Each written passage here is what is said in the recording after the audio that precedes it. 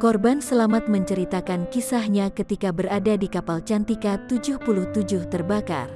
Kapal Cantika 77 terbakar hebat Senin tanggal 24 Oktober tahun 2022 siang ketika berlayar dari Pelabuhan Tenau Kupang menuju Kalabahi Kabupaten Alor, NTT. Matias Asmau, salah satu korban selamat kapal Cantika 77 terbakar menjelaskan, sebelum adanya kobaran api, ia mendengar bunyi ledakan di bagian belakang dek kapal. Matias berada di ruang B. Ia menyebut, bagian dek C dan ruang VIP banyak korban terbakar. Matias saat kejadian berada di bagian kanan area B. Ia menyelamatkan puluhan korban ke arah luar. Selanjutnya dia baru keluar paling terakhir. Ia sempat menyelamatkan seorang bayi berumur kurang lebih 1 tahun. Matias mengaku tak mengetahui secara jelas orang tua anak itu. Dia mengaku, sejak api mulai menyala, kapal itu terus melaju hingga 4 jam lamanya. Terbakarnya kapal terjadi sekira pukul 13 WITA di perairan Pulau Timor. Kapal baru terhenti di perairan Naikliu Kabupaten Kupang dan dilakukan evakuasi oleh tim SAR. Matias menyayangkan saat terjadi kebakaran, tidak ada alarm atau tanda peringatan kebakaran. Ia berujar, saat kejadian masing-masing penumpang kemudian mencari keselamatan sendiri. Dia menyaksikan ada penumpang yang memecahkan kaca dan mendobrak pintu kapal untuk menyelamatkan diri.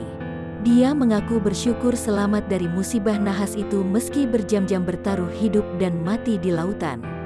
Matias menyampaikan, ia menyelamatkan semua penumpang yang saat itu bersamanya. Dia merupakan penumpang terakhir yang dievakuasi tim dari KM Bahari. Korban selamat lainnya, Novita Jolobo, mengaku ia dan ayahnya saat itu berada di bagian belakang dek kapal. Spontan ayahnya menyampaikan bahwa adanya kepulan asap. Saat muncul kobaran api, memang ada arahan dari pihak kapal agar penumpang tidak melompat ke laut. Posisi kapal, kata Novita, tengah melaju atau mengikuti jalur pelayaran menuju Alor. Ia menyebut, kapal saat itu tidak begitu jauh dari pesisir. Karena berdesakan, dan semua penumpang berada di bagian depan, akhirnya penumpang saling dorong hingga ada yang terjatuh dalam laut. Hal ini karena pada bagian belakang sudah dikepung kobaran api. Novita mengaku, ia sempat bertemu ayahnya di tengah laut. Saat itu sang ayah tengah memegang sebuah pelampung. Setelah itu, keduanya berpisah dan hingga kini belum bertemu. Novita mengaku ia berpisah dengan ayahnya akibat hempasan gelombang. Ia menyebut, asap hitam mengepul dari bagian bawah dan atas dek bagian belakang. Api yang terus membesar membuat penumpang panik. Novita juga menyampaikan, pihak kapal juga tidak memberikan instruksi apapun ketika adanya kobaran api. Penggunaan life jacket atau pelampung merupakan inisiatif sendiri oleh penumpang.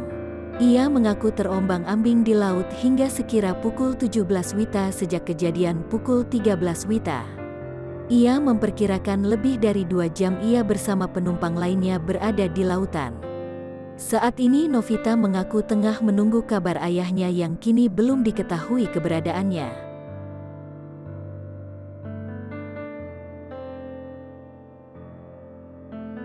Terima kasih sudah nonton. Jangan lupa like, subscribe, dan share ya.